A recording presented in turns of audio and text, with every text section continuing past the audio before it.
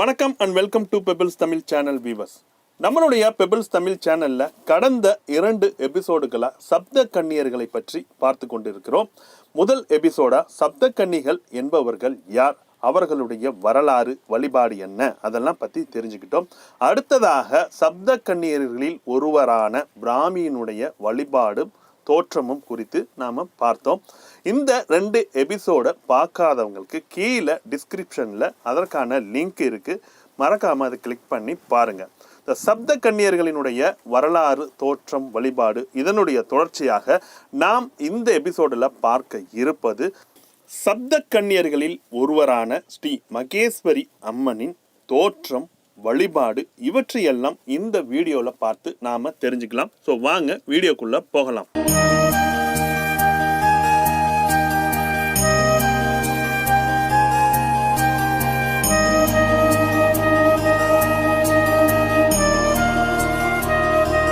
முன்பொரு காலத்தில் காசியப்பு என்கின்ற முனிவருக்கு ஹிரண்யாக்ஷன், ஹிரண்யகசிபு என்ற 2 மகன்கள் இருந்தாங்க. இதில் ஹிரண்யகசிபுவினுடைய மகன் பிரகலாதன் விஷ்ணு பக்தன். அந்த பிரகலாதனை காப்பதற்காக மகாவிஷ்ணு நரசிம்ம அவதாரம் எடுத்து ஹிரண்யகசிபுவை வதம் செய்தார்.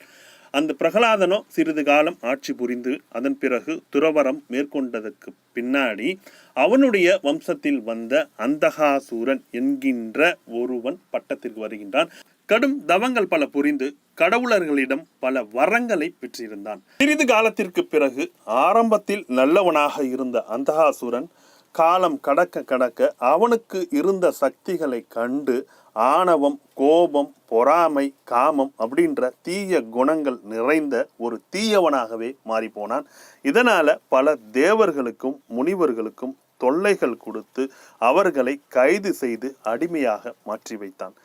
அதன் பிறகு கைலாசத்தில் இருந்த அன்னை பார்வதி தேவியை கவர்ந்து செல்வதற்காக முற்பட்டான். அவனை தடுப்பதற்காக சினம் கொண்ட சிவபெருமான் அவனை வதம் புரிவதற்காக மேற்கொண்டார். ஸோ அதுதான் சிவபெருமானுக்கும் அந்தகாசுரனுக்கும் நடைபெற்ற போரினை தான் அந்தகாசுரன் வதம் அப்படின்னு நாம அழைப்பதுண்டு. அந்த அந்தகாசுரன் வதத்தின் போது சிவபெருமான் சினம் கொண்டு எழுந்ததனால் அவருடைய நெற்றிக்கண்ணில் இருந்து யோகேஸ்வரி என்கின்ற ஒரு அதிதேவதை சக்தி தோன்றியது. அந்த அதிதேவதை தன்னில் இருந்து மகேஸ்வரி என்கின்ற ஒரு சக்தியை உண்டு பண்ணியது.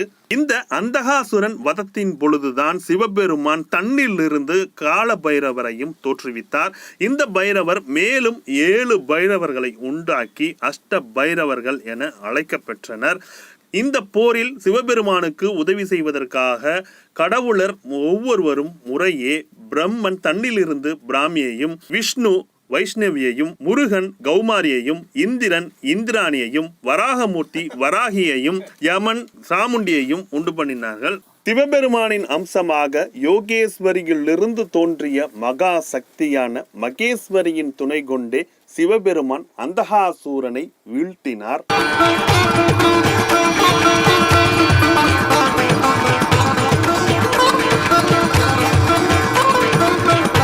மற்றொரு வரலாறாக தேவி பாகவதத்தின்படி அன்னை பார்வதி தேவியினுடைய சும்ப நிசும்ப வதத்தின் போது பார்வதி தேவியின் தோளில் இருந்து தோன்றியவள் தான் இந்த மகேஸ்வரி. நாம திருக்கோவில்கள்ல ஸ்ரீ மகேஸ்வரி தாயாரை தரிசனம் செய்வதற்கான சந்நிதிகள் அப்படின்னு பார்த்தோம்னாக்கா, சைவ ஆகமத்தின்படி சிவ ஆலயங்கள்ல கருவறையை ஒட்டி இருக்கக்கூடிய இந்த உள் பிரகாரத்துல குரு தட்சிணாமூர்த்திக்கு நேர் எதிரே சப்த கன்னிகளுக்கான சந்நிதிகள் அமைய பெற்றிருக்கும்.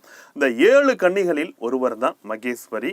இந்த சப்த கன்னிகளுக்கான சந்நிதி சிவபெருமானையும் தட்சிணாமூர்த்தியையும் வணங்கும் வண்ணம் எதிர் திசையில அமைய பெற்றிருக்கும். பெரும்பாலான கோவில்கள்ல அன்னை மகேஸ்வரி தாயாருக்கான தனி சந்நிதிகள் அப்படிங்கிறது கிடையாது. ஏன்னாக்கா இந்த 7 கன்னிகள்ல ஒருவர் தான் இந்த மகேஸ்வரி தாயார். அதனால சப்த கன்னிகள் சந்நிதியில அமைய பெற்றிருக்கின்ற இந்த மகேஸ்வரி தாயாரை நாம வணங்கலாம்.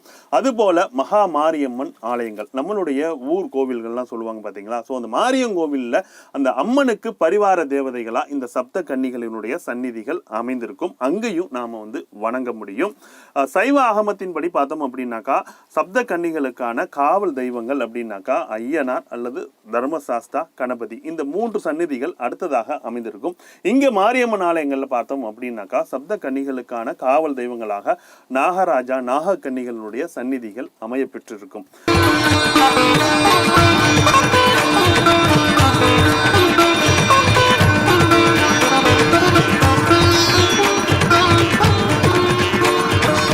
அடுத்ததா நம்மளுடைய இந்த நாட்டார் தெய்வங்கள் அப்படின்னு சொல்லுவாங்க பாத்தீங்களா, நம்மளுடைய குலதெய்வங்களான இந்த பச்சையம்மன், காத்தாயம்மன், செல்லியம்மன், பேச்சியம்மன், இந்த ஆலயங்கள்லையும் சப்த கன்னிகளுக்கான தனி சந்நிதி அமைய பெற்றிருக்கும். அங்கேயும் நாம வணங்கலாம்.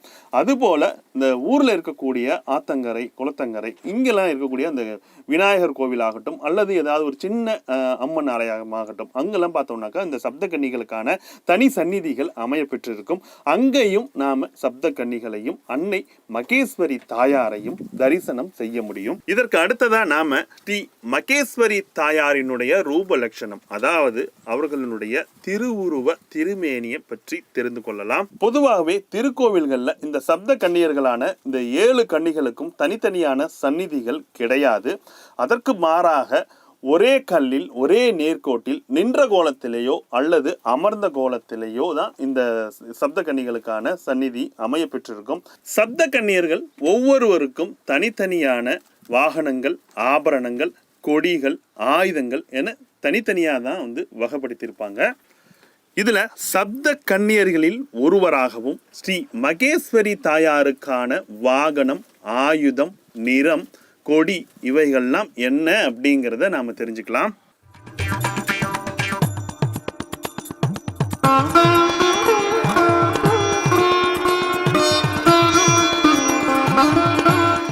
மகேஸ்வரி தாயாருக்கான திருவுருவ லட்சணம் அப்படின்னு பார்த்தோம்னாக்கா அமர்ந்த நிலையில ரிஷப வாகனத்துல சுக ஆசனத்திலேயோ அல்லது உட்குடி ஆசனத்திலேயோ இருகரமாக இருந்தால் அந்த 2 கரங்களும் அபய வரத முத்திரை காட்டி, 4 கரங்களாக இருந்தால் முன் 2 கரங்களும் அபய வரத முத்திரையோடும், பின் 2 கரங்கள் மான் மழு ஆயுதங்கள் ஏந்திய கரங்களாகவும், ஒரு முகமாகவோ அல்லது 3 முகமாகவோ சிவபெருமானை போன்று முக்கண்களோடு பிறை சந்திரன் மற்றும் நாகம் சூட்டிய கிரீடத்தோடு அன்ன கொடியோடு வெண்ணிற ஆடை அணிந்து சாந்த சொரூபினியான மகேஸ்வரி தாயாரினுடைய திருவுருவத்தை நாம பார்க்க முடியும்.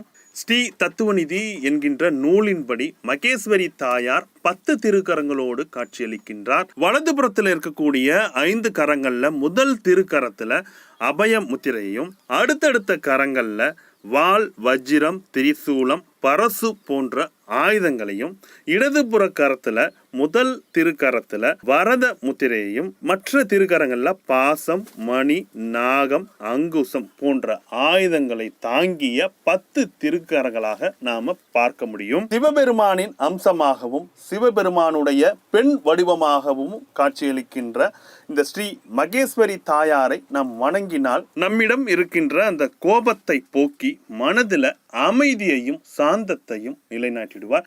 நாம இதுவரைக்கும் இந்த வீடியோல அன்னை ஸ்ரீ மகேஸ்வரி தாயாரினை பற்றி அறிந்து கொண்டோம்.